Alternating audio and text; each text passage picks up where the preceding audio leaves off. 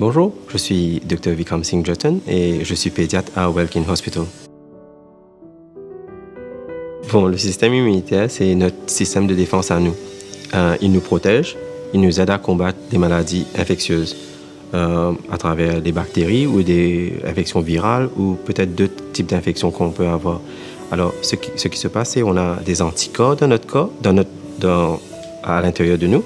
Et dès qu'on va attraper une maladie, ça va nous aider à la combattre très vite.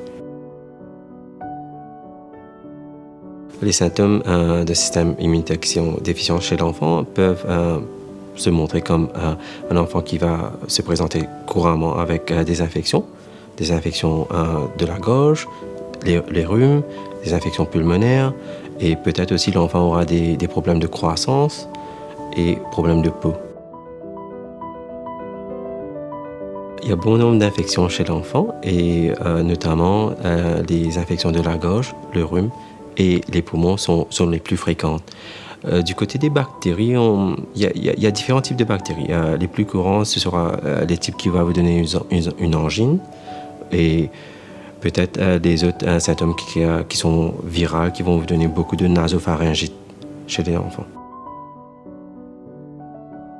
Pour renforcer le système immunitaire chez l'enfant, les parents doivent veiller à ce que l'enfant ait une bonne hygiène du sommeil, aller se dormir très tôt pour se lever très tôt et reposer le corps, avoir une bonne hygiène alimentaire, alors nourrir l'enfant avec des proportions adéquates de fruits, légumes et aussi des protéines.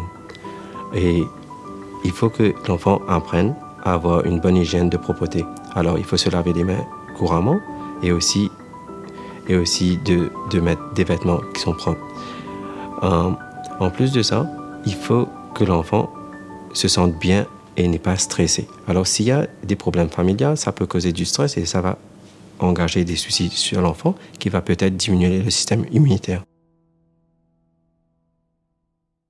Alors, si comme si on est déficient en termes de nourriture, on n'a pas une hygiène alimentaire qui est balancée, l'enfant aura des problèmes dans le sens qu'il y aura moins de vitamines dans le corps, et les moins de vitamines va causer des soucis à travers le système immunitaire et se présenter avec des maux de gorge, des rhumes et peut-être une croissance qui est un peu en déficience.